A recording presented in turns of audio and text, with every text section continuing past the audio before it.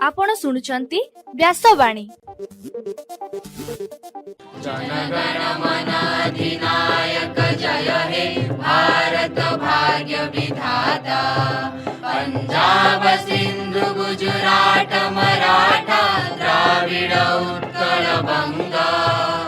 विंध्य हिमाचल यमुना गंगा उच्चल जलधि तरंगा।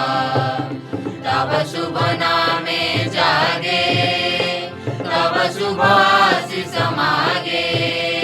गाए तब जय गाथा जनगण मंगलदायक जय हे भारत भाग्य विधाता।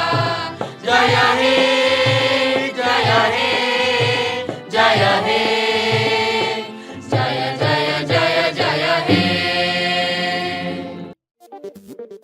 या कुंदेन्दु तुषार हार धवला। या शुभ्र वस्त्रामृता।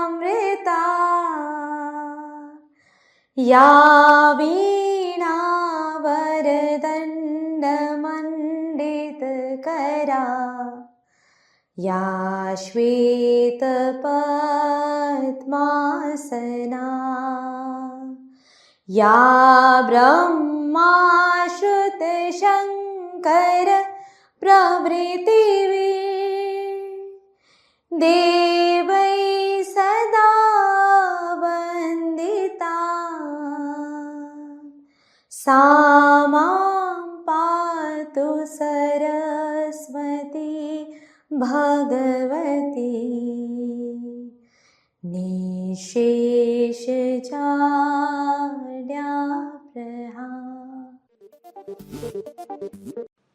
नमस्कार। व्यासवाणी खबर सहित मु नंदिनी। प्रथमे मुख्य खबर। फकीरमोहन विश्वविद्यालय रे धरित्री दिवस पालित। ग्रीष्म प्रकोप पाई आसंता 25 तारिख पर्यंत बालेश्वर जिल्लार सबु स्कूल छुट्टी घोषणा कले जिल्लापाल। जनगणनाकारी सुरक्षा देबा पाई समस्त जिल्लापाल को निर्देश देले राजस्व मंत्री। आज संध्यारे मुख्यमंत्री मोहन चरण माझी 4623 जन को नियुक्ति पत्र बांटिबे। पश्चिमबंग और तमिलनाडु रे आज विधानसभा निर्वाचन अनुष्ठित हेउची। यूरोप रे तैल संकट जोगु 20,000 विमान सेवा बातिल। अमेरिका राष्ट्रपति डोनाल्ड ट्रंप आउ 5 दिन पर्यंत युद्ध विरति बढ़ाइले। गतकाली आईपीएल मैच रे हैदराबाद विजयी।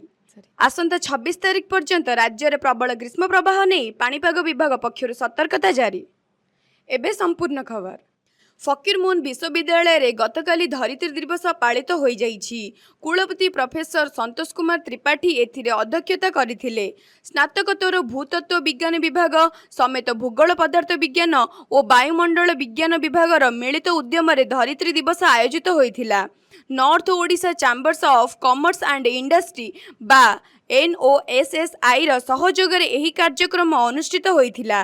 भूविज्ञान प्रोफेसर RN होता, परिवेश विज्ञान विभाग मुख्य प्रोफेसर प्रकाश चंद्र मिश्र, भूगोल विभाग मुख्य प्रोफेसर मनोरंजन मिश्र, रसायन विभाग मुख्य प्रोफेसर पंकज कुमार पाढ़ी, प्रोफेसर संतोष अग्रवाल, नसीर उपाध्यक्ष सुब्रत नायक प्रमुख एही कार्यक्रम रे उपस्थित थिले। धरित्री सुरक्षा पाई सामूहिक दायित्व और कर्तव्य संपर्क में वक्ता एवं अतिथि माने सेमानक वक्तव्य माध्यम गुरुत्वारोप करथिले। शेष में विभिन्न प्रतियोगितार कृति छात्र छात्री को पुरस्कार वितरण करा जायथिला। ग्रीष्म प्रकोप वृद्धि जोगु बालेश्वर जिल्लार समस्त स्कूल आसंता 25 तारिख पर्यंत बंद रहिबा नै जिल्लापाल सूर्यवंशी मयूर विकास गतकाली घोषणा करिसेंती। छात्र छात्री सुरक्षा और स्वास्थ्य व्यवस्था को दृष्टि रखी जिल्लार समस्त सरकारी और बेसरकारी स्तर में प्राथमिक माध्यमिक और उच्च माध्यमिक शिक्षानुष्ठान गुड़िक 23 ରୁ 25 पर्यंत बंद रखा निर्देश दि जाइछि। तापमात्रा को दृष्टि रखी परवर्ती पदक्षेप नियाजिबो बोली जिल्लापाल कहिसेंती। राज्य रे एबे जनगणना कार्य चली स्कूल शिक्षक माने एही कार्य रे नियोजित थिबा बेले केतेक जिल्ला रे सेमानक प्रति आक्रमण हेउथिबार खबर विभिन्न गणमाध्यम रे प्रकाश पाइछि। एहाकु दृष्टि रे रखी जनगणनाकारी सुरक्षा को निश्चित करिबा पई सरकार पदक्षेप नेइछन्ति। जनगणना कार्य को सुचारू भावे संपादन करिबा पई समस्त जिलापालंकु राजस्व मंत्री निर्देश जारी करिछन्ति। से कहिछन्ति जे जनगणनाकारी को पूर्ण सुरक्षा दिया जिवो, आवश्यक स्थले पुलिस सहयोग मध्य जोगाई दिया जिवो। काम करिबा समय सेमाने जेपरि कौनसी असुविधारे न पड़ती सेथिपई स्थानीय प्रशासन को सचेतन करने को कुहाଯାଇଛି। सेहीपरि लोकमानंकु मध्य जनगणना कामरे गणनाकारी को सहयोग करने लगी सरकारक पक्षरु अनुरोध करा जाइछि। मुख्यमंत्री श्रीजुक्त मोहन चरण माझी आज संध्यारे राज्यर मोट 4623 जन युवक युवती को नियुक्ति पत्र वितरण करिवे। एही नियुक्ति गुडी को राज्य सरकार विभिन्न विभाग रे हेबाकु जाउछि। सरकारक एही पदक्षेप राज्यर युवक युवती रोजगार सृष्टि रे एक दृढ़ पदक्षेप बोली कुहा जाइछि। नियुक्ति पत्र बंटन कार्यक्रम आज संध्यारे कलिंग स्टेडियम रे अनुष्ठित हेबो बोली जणा पड़िछि। पश्चिमबंग एवं तमिलनाडु रे आज विधानसभा निर्वाचन पर मतदान अनुष्ठित हेउछि। तमिलनाडुर समस्त 234 आसन रे एकक पर्याय रे भोट ग्रहण करा जाउथिबा बेले पश्चिमबंग रे प्रथम पर्याय रे 152 आसन पर मतदान चलीछि। सखाळु सखाळु बूथ गुडी करे भोटरक प्रबल भीड़ देखिबाकू मिलिछि। विशेषकर युव और महिला भोटर माने उत्साहर सह निजर मताधिकार साब्यस्त करुछन्ति। पश्चिमबंग रे शासक टीएमसी एवं बीजेपी मध्य रे कड़ा टक्कर हेउथिबा बेले तमिलनाडु रे डीएमके एआईडीएमके मध्य रे मुख्य प्रतिद्वंदिता देखिबाकू मिलिछि। ईरान एवं अमेरिका मध्य चलीथिबा युद्ध जोगु हर्मुज प्रणाली रे हेउथिबा तैल परिवहन रे व्यापक असंतुलन देखा जाइछि। एहार प्रभाव सीधासळख भाबे यूरोप रो विमान संस्था उपरे पड़िछि। मिलिथिबा सूचना अनुसार यूरोप पाखरे आउ मात्र किछि सप्ताह पई जेट इंधन बाकी रहिछि। एथिपई जर्मनी रो एक अग्रिम विमान संस्था प्राय 20,000 विमान उड़ाण को बातिल करि दैछि। जदि हर्मुज प्रणाली स्वाभाविक न हुए तेबे आसंता मे मासरु पूरा विश्व रे विमान चलाचल सहित समस्त परिवहन रे जटिल समस्या देखा देबार आशंका रही। मध्यप्राच्य संकट मध्य अमेरिकार राष्ट्रपति डोनाल्ड ट्रंप अमेरिकार ईरान युद्ध विरति को आउ 5 दिन पर्यंत बढ़ाई। से कहिसेंति पाकिस्तान रो अनुरोध रे एही पदक्षेप निया जाइछि। शेहबाज शरीफ एहा पई धन्यवाद जणाइछन्ति। अन्यपटे ईरान द्वारा जबत 2टी जहाज तुरंत फेराइबाकू ट्रंप चेतावनी देइछन्ति, नहले आक्रमण हेबो बोली से कहिछन्ति। अस्त्र विरति समय शांति आलोचना पुनरारंभ उद्यम हेबो। अमेरिकीय नौसेना अवरोध रे ईरान अर्थनीति चापरे रहिछि और विश्व बजार रे तैल दर $100 उपरे पहुंची। आंटोनियो गुटेरेस सह विश्व नेता माने एही पदक्षेप को स्वागत करिसंति।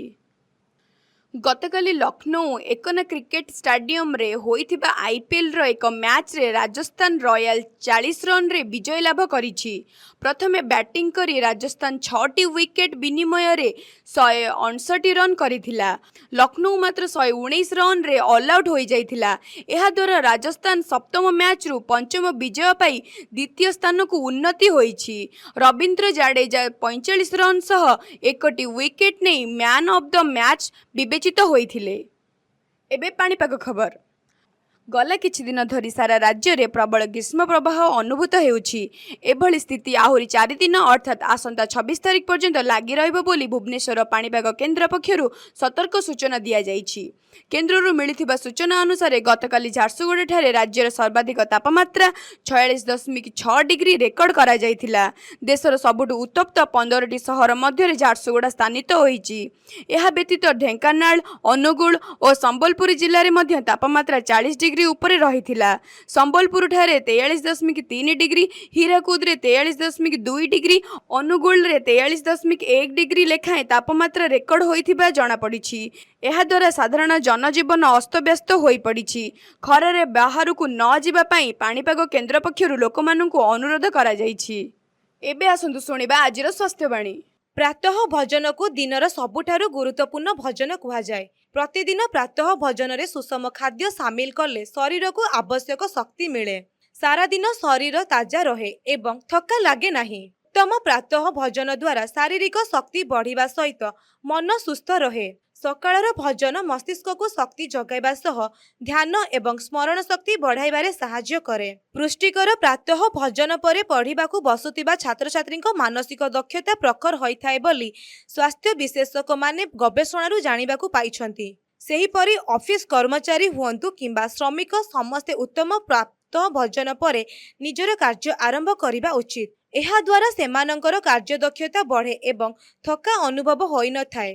ଦିନଯାକ କାମ କରିବା ପାଇଁ ଆବଶ୍ୟକ ଶକ୍ତି ମଧ୍ୟ ମିଳିଥାଏ। ପ୍ରାତଃ ଭଜନ ନ କଲେ ଦୁର୍ବଳ ଲାଗିବା ସହିତ ମୁଣ୍ଡ ବ୍ୟଥା, ମୁଣ୍ଡ ଘୁରାଇବା, ଅମ୍ଳପିତ୍ତ ଓ ଗ୍ୟାସ୍ ଭଳି ସମସ୍ୟା ଦେଖାଦେଇପାରେ। ସାରା ଦିନ ହାଲିଆ ଲାଗେ, ଓଜନ ବଢ଼ିପାରେ।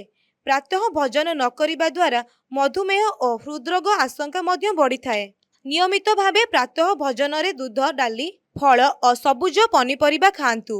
ଇଡଲି, ଦୋସା, ଦହିଚୁଡ଼ା, ଗଜାମୁଗ, ବୁଟ ଆଦି ପ୍ରାତଃ ଭଜନରେ ସାମିଲ କରନ୍ତୁ। ତେଲ ଛଣା ଖାଦ୍ୟ କିମ୍ବା ରାସ୍ତା କଡ଼ରେ ବିକ୍ରି ହେଉଥିବା ଖାଦ୍ୟଠାରୁ ଯଥାସମ୍ଭବ ଦୂରେଇ ରୁହନ୍ତୁ। ସୁଷମ ଓ ପୁଷ୍ଟିଯୁକ୍ତ ପ୍ରାତଃ ଭଜନ ଦ୍ୱାରା ସୁସ୍ଥ ଓ ନିରୋଗ ରହିପାରିବେ। ଆଜିର ଖବରକୁ ଏଇଠୁ ରଖୁଛୁ। ନମସ୍କାର।